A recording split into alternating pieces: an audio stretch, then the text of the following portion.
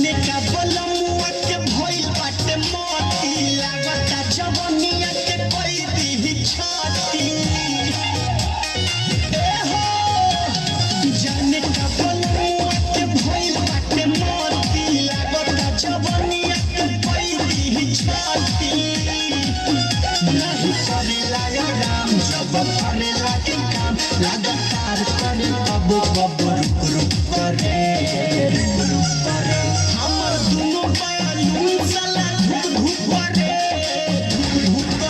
हमर दुनो बावल ऊपर वाला धुक करे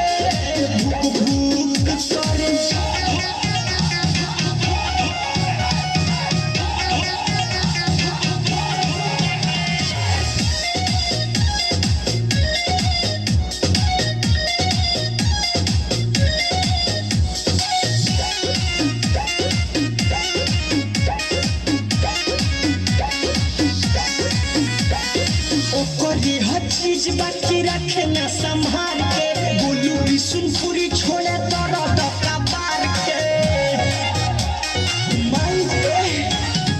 ओकरे हर चीज बाकी रखे ना संभाल के बोलू बिशुनपुरी छोड़े दर्द कबार के।